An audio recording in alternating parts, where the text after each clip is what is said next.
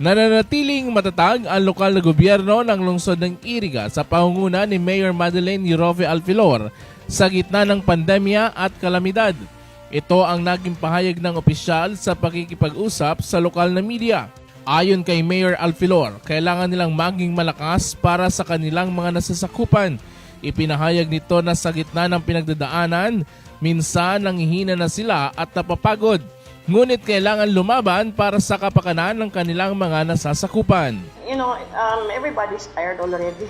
Kumbaga, pipiraman sa ng BFP ta, pipiraman sa ng PNP ta, tapos ang rescue team, tapos frontliners pa, sabay pa ang COVID. Sabi ko sa Inda, anong gagibuhon mo? Sabi ko, we have no choice. We have no choice but to fight back and then stand up. Wala naman talagang choice eh. Kesa naman mag-give up ka. Basta walang bibitaw, sabi ko sa kanila, wala lang bibitaw. Never give up. Wala mangyayari kung mag-give up tayo.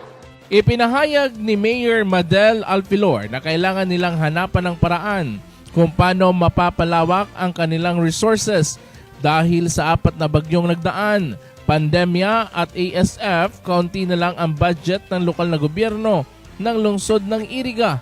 Ipinapaliwanag rin nila sa kanilang mga residente kung bakit kailangang unahin ang mga naapektuhan ng bagyo, lalo na ang mga totally damaged beneficiaries sa kanilang pag-iikot upang magbigay ng tulong. I've been explaining it to them that we had 4 typhoons. And if every typhoon, you will be giving goods to everyone, to all families, Mayo ka nang itatao pag December. And I've been trying to explain it to them that there are 5 typhoons more. And that within that 5 typhoons, we are not even sure if one of those or 2 or 3 will hit Camarines Sur or Bicol region. So we might as well prepare ourselves also. So sabi ko, pag tama-tamaon ta kung ano ang resources ta. Sa huli, patuloy ang laban ng mga taga-Iriga sa harap ng mga kalamidad at pandemya.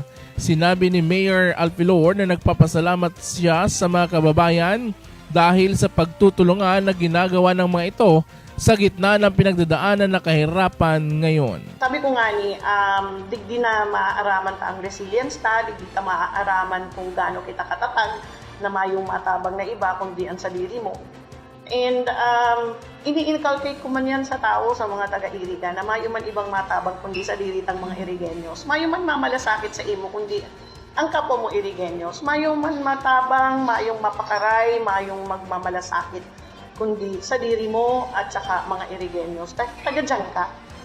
Kaya anyway, yan man po ang magayunon sa mga Irigenyos. Para sa One Media TV 48 Naga, Adonis Aguilar Jr.